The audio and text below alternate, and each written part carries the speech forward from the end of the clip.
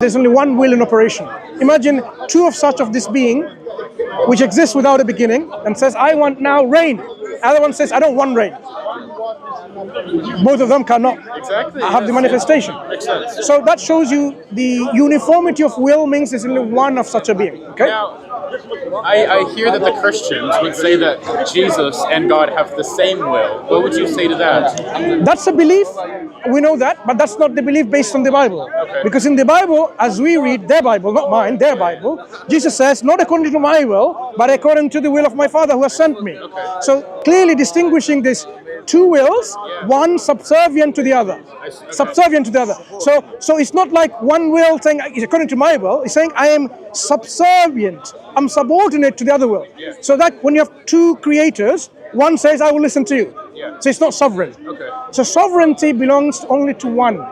Yeah. Thank you. So that is the message of Islam.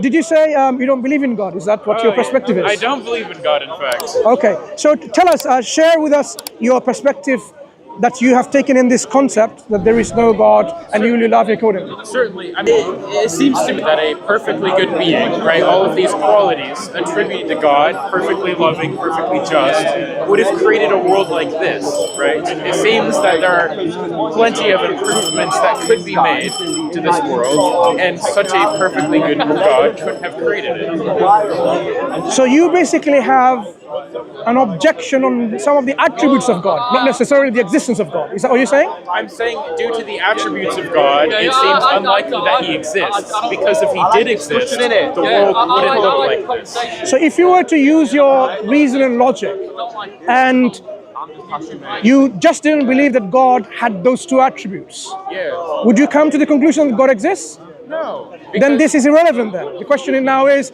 how do we determine, what was your basis of determination that God indeed does not exist? Well, I don't believe in God that is perfectly loving and just. So that's your reaction to a particular attribute of God. Okay, so describe God. Then I would like to know from you, because you are the ones rejecting God. If I told you, do you believe we exist? We? What is we? Like us? You and I?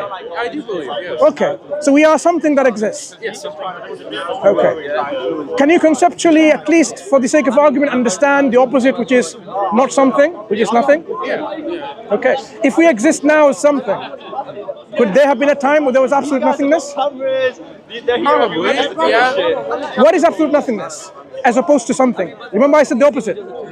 Something when there's not something. And which is the absence of everything. Yeah. So how can the absence of everything bring about something? Would you mind sharing your reasoning for that? Well, there's a scientific proof in quantum physics called M theory, and currently are working on, that could lend us a reason to believe in that. But the issue here is, okay, so tell me more about this M theory. How, from the M theory, non-existence can bring about existence? Well, we're still working on it, I suppose. So if you're going to work on something that you don't know about it, so that is like the science of the gaps theory, where science will explain eventually. This is one aspect of science, which is the M theory. So just like some people bring the God of the gaps, you are doing the classical science of the gaps. But I'm not saying it's necessarily a strong theory. I'm just saying there are other options. But I certainly think. What are the data to support a sound reasoning that something can come out of non-existence? Existence can arise from non-existence. I would say we don't have enough reason to know. Like, we don't know right now. So we don't have anything. So basically, this is just a blind faith. Maybe, yeah, I think. Right. So let's leave out blind faith. Let's leave out blind faith, and let's use our reason, the faculty of intellect, to see whether we can understand this question that we're asking. So non-existence is the absence of any existence. It doesn't have any space, time, matter, quantum fluctuations. It doesn't have potentialities. It doesn't have gravitational fields or any kind. Right. So when we describe nothingness with that kind of understanding, how can something come out of this non-existence when it doesn't have the possibility or the potentiality to bring about existence? Well, could I say I don't know? Like, is that an honest answer? Because I don't know. No, it's not knowing. If you affirm,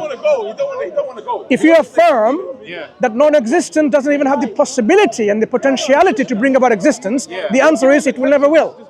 I see. So that's the definition of opposite of something, which is non-something, which is nothing.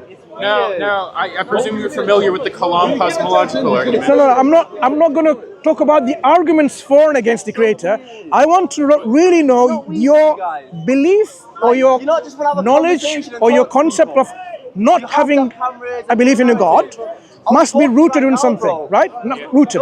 So I want to see how, based on the discussion we are having, if we are something now, can there be absolute nothingness? And we seem to be agreeing on that. There cannot be absolute nothingness. That means there has to be always something. Okay. If we agree on this always something, that means there is something that is always, eternally in the past existing. Okay. Here is the problem now. All right. What is that something that always exists, that brought about our world through transformation? Okay. What are the characteristics, qualities, or attributes of that something that always exists without a beginning, because it's a necessary existence, has to exist necessarily? Yes. What are the qualities that made it possible for transformation to happen, and we are here? Yeah, I mean, the God would have to be outside of time. We're not talking about God, remember? You are assuming it's God. How come suddenly we believe in God straight away? Well, I'm saying that I don't know, but for the sake of argument, let's say it is God. And no, we don't want to use the sake of argument. We want to infer from the best available reasons and data. So now, I'm agnostic on the position. No, you already now, you haven't made yourself neutral yet. You're saying now, initially you are an atheist. You've backtracked to now being agnostic. That agnosticism is about what? That I would never know, or there's possibility to know. Hold on. I'm agnostic on the position that I don't know how the universe started. We base our beliefs on a preponderance of evidence. Okay. I don't think that we don't have enough reason to think either way on the beginning of the universe.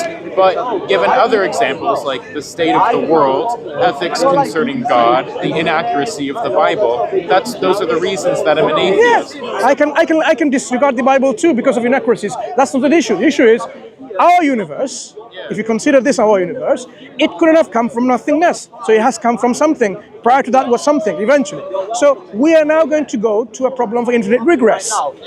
Was there something always, or there is a point where something, and prior to that there is no other thing. That something is the first and the foremost. Okay. What would be, what we would say, the necessary existence?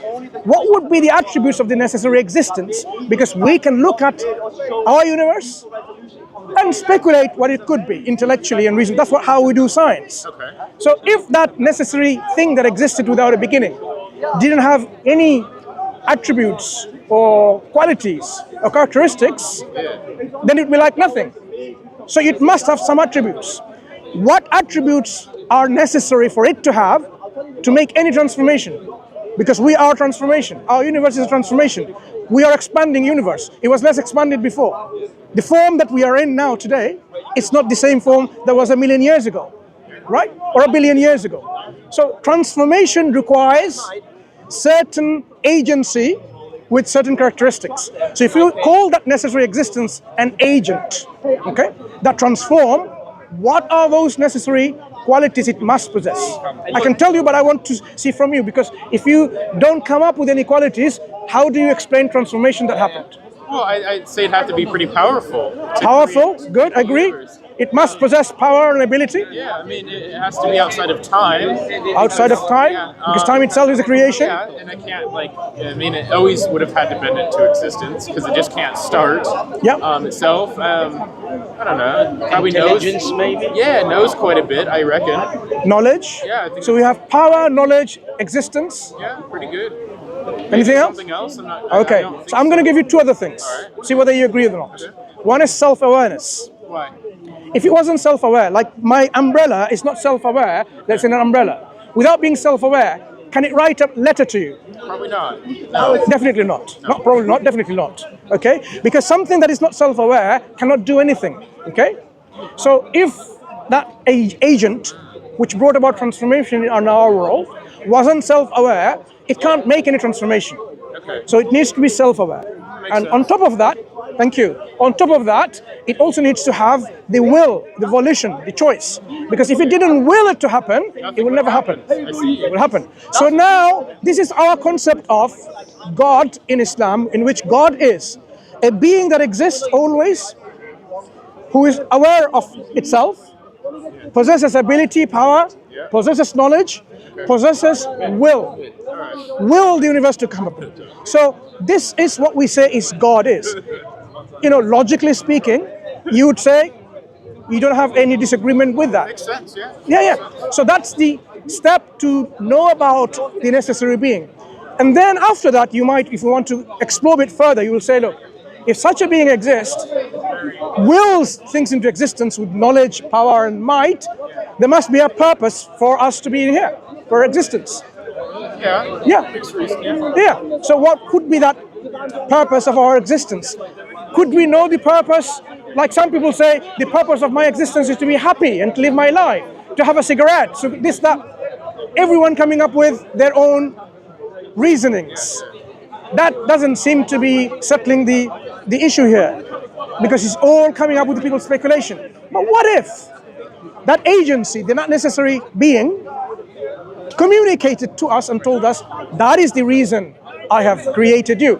That will be the most infallible way of becoming sure why we exist. Because when the maker tells you, when the maker tells the things that are made, the reason it's made, then you would know. Rather than, I would just find out. Yeah? Right. So how do we then go about finding out the communication of this creator? Am I okay? Like in what sense? If you're a Christian, he will echo. That's the idea. That's how it goes. If you're an atheist, he'll leave you. He'll say, okay, he'll leave you alone. If you're atheist, he will echo. That's the Christians in the park. It's fine. Yeah. So how would we? What do you know about atheists? Yeah. Sorry, what's your name? You have never talked to an atheist. It's okay, What's your name? Nathaniel. Nathaniel, I'm Mansur. Nice to meet you. Now, Nathaniel, how would we go about and find the communication from, let's call him the creator, because we are the creation, definitely, for sure. From our creator. So you're saying, how do we go about in finding these messages? How we can be sure about the communication? Because if there are signs of communication even within our own selves, in our DNA, for example. Okay. So clearly, the creator would also be able to communicate to the creation. There's signs of communication in our DNA. Yeah. Can you expand upon that? Okay. For example, when the cells start dividing in an embryo, a human embryo, for example, it's from the pluripotent cells, stem cells, eventually develop certain cell lines, right? Whether it's the myeloid cell line or other cell lines. Eventually, when cells form, they become differentiated, and they seem to know the other cell. There's some kind of internal cognition between one cell to another cell. The cell that is going to form the heart, the tissue of the heart. They know where to gather within the human embryo, which point to travel to, and stick to the cells of the heart to form the tissue of the heart, and eventually form the organ called the heart. The cells of the kidney does the likewise. The cells of the skin does likewise. Each cells, they migrate to their respective tissue to form the organ. So there's internal cognition, recognition, cognition, the ability to go together. Now, this is a code that is already programmed. So you're saying it's sufficiently complex to call it divine. No, I didn't say anything of that. I am saying there is a program. A communication, a computer program is some sort of communication. It tells you instructions, zeros and ones and what to do. Likewise, in our DNA, all this instructions that we have in our base pairs, these are instructions, language, a programming language to form proteins to form organs eventually. So this communication is already programmed by our creator. It is not something that is, by the mass commonly believed by chance and random mutation, by non-directed agency called evolution, is suddenly, over the millions of years, by trial and error, that's what mutation is, has eventually formed this code. A critical mind will reject that, because the information that is already within this code, it is such a language, it defies saying this language was developed by itself. We don't get like English language just developing from space, from no coder. Okay? Imagine I speak a language and you understand the same language. You understand the same language, and this language has rules of grammar, syntax, and so on. You would say it just didn't pop into existence like that, because that's the level of complexity in a language is. So it took a long time. So it's not about length. You see, there is complexity has different levels. One which is like a repetitive sequence. Yeah. But when this repetitive sequence has meaning attached to it, it becomes language. That is the highest level of complexity. So when we see something, you see, Darwinian evolutionists, they often. Excuse me. Sorry. Okay, I'll come on this side because I can't hear you because of him, right? Okay. So when we have Darwinian evolutionists talking to us about there is no design, there's an illusion of design, do you know what we understand by design in the first place? Like, for example, I do not know the manufacturer of this umbrella because it doesn't say anywhere the company, right? Yes. But would I be able to sufficiently reason to say this is design? What does it have sufficiently for me to say this umbrella is design? Not knowing the designer. I don't need to know the designer to know its design. Do you agree? Yes. Right. So the designer is relevant. The design itself will tell us there is a designer behind it. So when I look at an object, what do I see or need to see? What do I check for my assessment to consider this as a design? There has to be certain features. Okay. So when we examine, this is an object, material object. When we are observing living objects, we can do the likewise and see what features does it have to elicit that this demonstrate design. Darwinian evolutionists, they want to somehow whitewash the idea of design and say, no, there is no design. That's the problem. It's a whitewashing. Is it? Yes. So now let's come back to the very point of the creator and the creation. Could we go on about the whitewashing of evolution? I'm interested what you have. I am more interested in before the life originated in this world, there was matter. Matter interacted. Physical laws were there. Physical laws manifested into physical reality. They enforced, for example, the laws of gravity, laws of electromagnetism. All of these laws, they enforce on things, objects, existence. Okay. How does it do that? There is no biological evolution. So biological evolution is a comfort zone of atheists and agnostics, perhaps.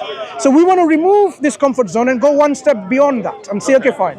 Physical laws, material universe demonstrates there is a design, but there is no biological evolution in this design because there is no evolvement, there is no development from simple to the other. So how do we then explain the existence of law, physical laws, and the implementation of these laws, unless we infer there is a lawmaker or a lawgiver which implements it? There's got to be something above those laws. Exactly. That makes sense. A highway code in a book codified cannot enforce the law in the highway, in a motorway, because these are just some letters constructed together in an English sentence, for example, which seems to be giving us a law. Do not drive on the opposite way in the motorway, for example, you get fined.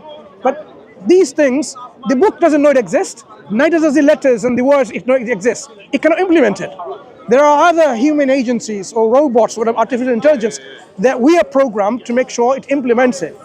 So ultimately, physical laws are like these abstract things. They don't have self-awareness.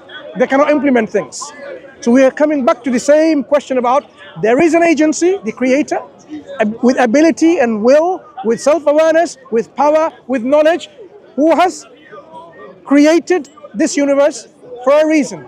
And the only way we can know the reason without any doubts remaining is when the creator tells us what it is. Okay. So that's where the next step is finding out Who is this creator? Because there's a limit to speculation about this creator. Certainly. How can you, within a specific dimension or a time frame or a scope like this material universe, not outside it, understand the maker?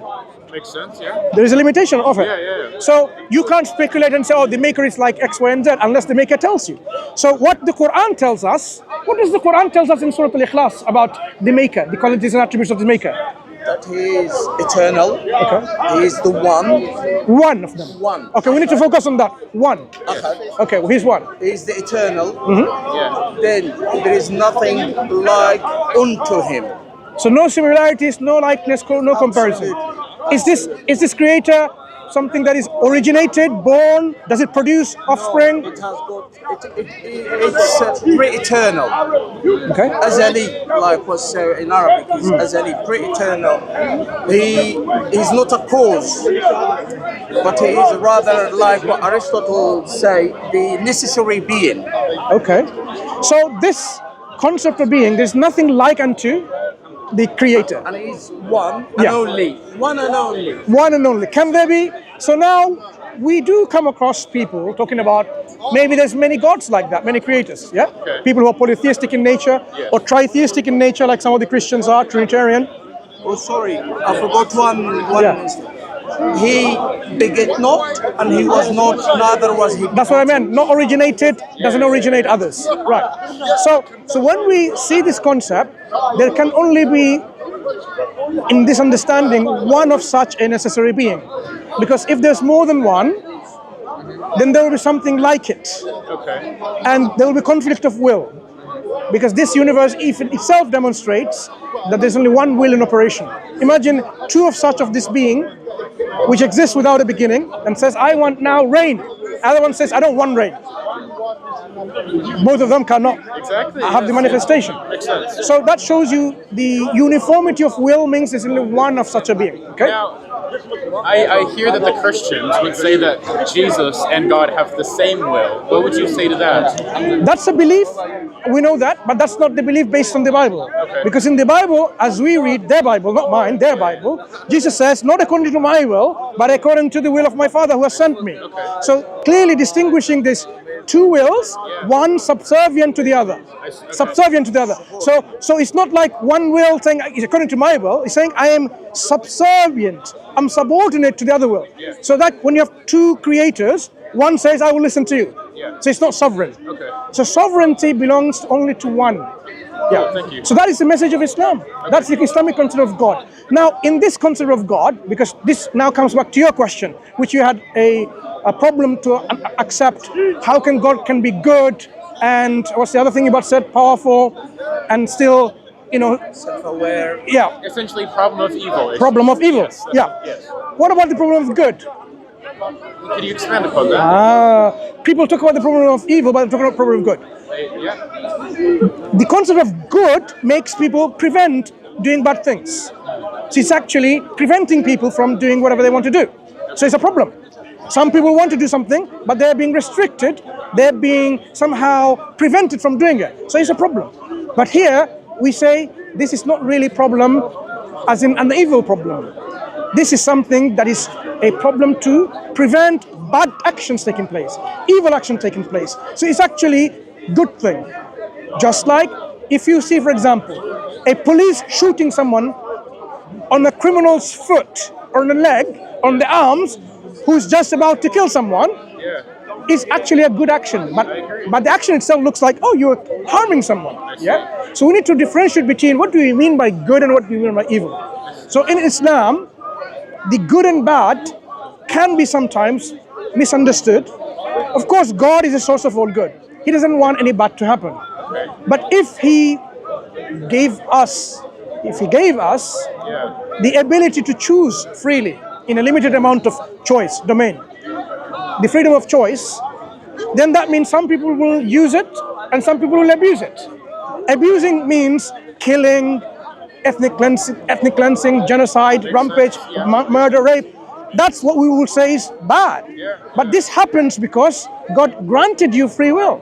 If He stopped all of those things happening, then you have no free will. So you either have free will or you have no free will. But the fact that we have free will means God allows these kind of things to happen, but He doesn't approve of them. And that's why this constant reminder from God and a command from God, do good, avoid evil, don't do this, don't kill, don't rape, don't steal, don't oppress, and so on and so forth. But these things happens sometimes because of people's own choice, sometimes it's because what other people are doing on you, and so on and so forth. Like, we have created the hole in the ozone layer, and that's why we're getting skin cancer. We have polluted the sea, the land, and the air, and now we're blaming God for that. No, we are responsible. Yes. So in Islam, God is just, good, but He's wise. He allows all of these things happening in this world because of His wisdom. And because His wisdom is that He wants to test you, whether you really sincere, upright, truthful, you're a decent individual or not. Because that will determine your place in the hereafter. Because He wants you to live in the hereafter forever. But because of a free will, do you deserve to go there? Are you a person who, so that's why the test is here. And the test means there will be some loss of life, wealth, property. So in one of the chapters in the Quran, what says, we will test you something of the loss of life, loss of wealth, loss of cloth, loss of children. So just wrapping this up, I'll take your question. So this is why we see in this world like this. So what we say, the apparent existence of evil does not disprove the existence of God. It doesn't. In fact, some of the things that we see as evil is on the contrary. For example, pain. Some people say, why do we have pain and suffering? If we did not have pain, we would have been dead long time ago. For example, as I'm talking, imagine someone burned my hand. It's all gone. I wouldn't even realize if there was no pain. But if there was like burning, I would retract my hand. That's what a child does. Why? Because pain is a defense mechanism to protect you from harm coming to you. So it's a good thing. So just because we see this kind of, some discomfort, it doesn't mean it's bad. Often, without the contrast of good and bad, you would not develop. You would not appreciate. Without having day and night, you wouldn't know what day is. What do you mean day? Because you have no concept of night. So the opposites are given in the Quran by our Creator, who Himself calls Allah, which doesn't have any plural form, doesn't have a single dual form, and so on, doesn't have a feminine, doesn't have a masculine. That's the name that we can call upon our Creator, so that we connect with our Creator directly, right? Allah. Okay. It's not like God and goddesses and godmother, godfather, god uncle, godson. It's just Allah. It's Allah. And to Allah belongs the most of the beautiful names, He says. All the attributes that we were talking about initially, God says to us, most beautiful names mean most perfect names, most perfect descriptions. Because why wouldn't it be? If a being that didn't exist with a beginning, meaning always existed, then that being is not dependent on anyone else or anything else. It's independent by itself. That means anything that it has will not be limited. So it will be all independent attributes. If it's power, there will be no limitation of power. If it's knowledge, there will be nothing to limit its knowledge. Likewise, goodness, truth, and so on and so forth. That is the Islamic concept of God. Make sense? Makes sense. You had a question, I think. Why can't you get free will without the worship? My friend, Nathaniel? Nice talking to you. Do you want a copy of the Quran? We can. Yes. Do you have a copy of the Quran? Can you bring one for my friend or take him there? Okay, thank you.